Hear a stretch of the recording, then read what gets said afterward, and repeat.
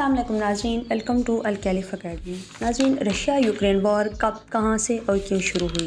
क्या Ukraine Russia का हिस्सा था या एक आज़ाद खुद मुख्तार रियासत? नाज़रीन, नेटो क्या है? यूक्रेन नेटो का मेंबर क्यों बनना चाहता है? रशिया यूक्रेन वॉर के खिते पर क्या असरात मुरतब हो रहे हैं? यही आज हमारी वीडियो का मौजू होगा। तो वीडियो में आगे बढ़ने से पहले हमारे चैनल को सब्सक्राइब करें और बेल आइकन के बटन को दबा दें ताकि हमारी आने वाली वीडियोज़ के नोटिफिकेशन आपको मिलते रहें।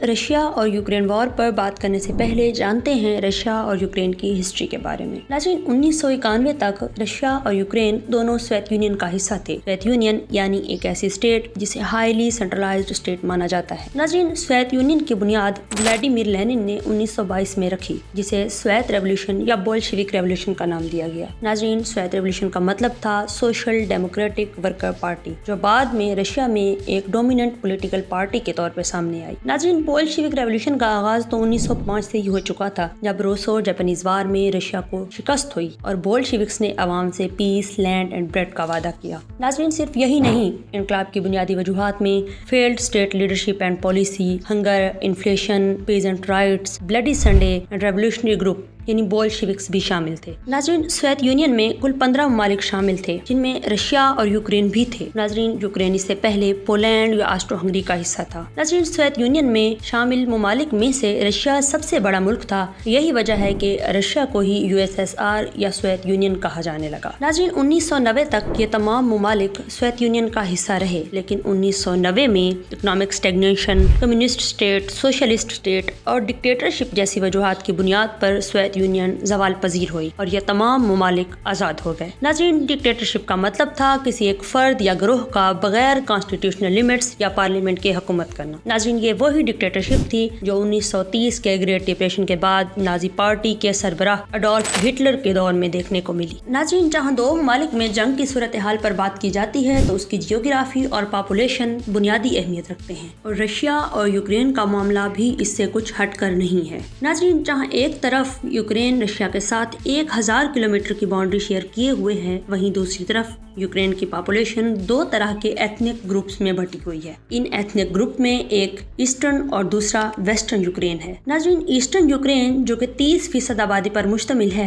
उनका मानना है कि वो रशिया का हिस्सा है, जबकि वेस्टर्न यूक्रेन जो कि तकरीबन यूक्रेन की 70% आबादी पर मुश्तमिल है, उनका कहना है कि वो यूरोपीय यूनियन या नेटो का हिस्सा है। नाज़रीन, अब हुआ कुछ यूं कि 2013 में यूक्रेन के फॉर्मर प्रेसिडेंट विक्टर यानुकोविच ने फ्री ट्रेड एग्रीमेंट यूरोपीय यूनियन के बजाय सोवियत यूनियन से कर लिया। नाज़रीन, इस एग्रीमेंट का होना था कि वेस्टर्न यूक्रेन में मुजाहिरे शुरू हो गए और विक्टर साहब को सदारत से हटा दिया गया। नाज़रीन, विक्टर साहब का सदारत से मुस्ताफी होना ही था कि रशिया ने यूक्रेन की एक स्टेट क्रीमिया पर कब्जा कर लिया। नाज़रीन, रशिया ने न सिर्फ क्रीमिया पर कब्जा किया बल्कि वहाँ रेफरेंडम करवा के लोगों से ये बात बावर करा ली कि वो यूक्रेन नहीं बल्कि रशिया का हिस्सा है। नाज़रीन, यहाँ यूक्रेन को ये खतरा लाहक हो गया कि कहीं रशिया क्रीमिया की तरह यूक्रेन पर भी कब्जा न कर ले। नाज़रीन, इसी दौरान यूक्रेन ने नेटो की मेंबरशिप के लिए कोशिशें शुरू कर दी। नाज़रीन, जहाँ एक तरफ यूक्रेन नेटो की मेंबरशिप के लिए कोशिशें कर रहा था, वहीं दूसरी तरफ रशिया इस बात की मुखालफत कर रहा था। नाज़रीन, 2021 में यही बात रशिया और यूक्रेन के दरमियान बाकायदा एक मुतनाज़ा के तौर पे सामने आई।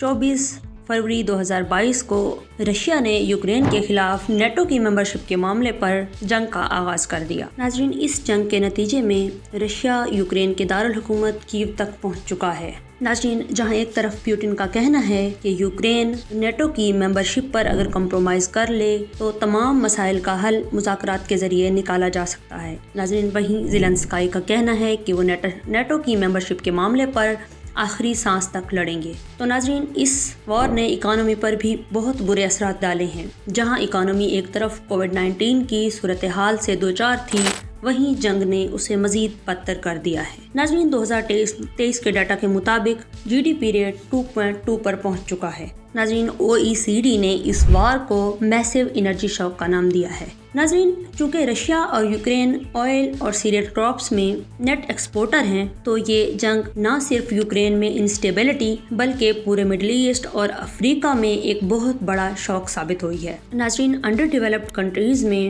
آئل اور سیریل کراپس کی شارٹیج کی وجہ سے ہائپر انفلیشن دیکھنے کو ملی ہے۔ ناظرین اب دیکھنا یہ ہے کہ کیا یہ Russia Ukraine war world war 3 ثابت ہوگی یا مسائل کا حل مذاکرات کے ذریعے نکال لیا جائے گا۔ کیا یوکرین نیٹو کا ممبر بن سکے گا یا ایسٹرن اور ویسٹرن یوکرین میں تقسیم ہو جائے گا؟ ناظرین کمنٹ باکس میں ہمیں اپنی قیمتی رائے سے آگاہ کریں، اور اگر ہماری ویڈیو اچھی لگی ہو تو اس کو لائک اور شیئر کرنا نہ بھولیں۔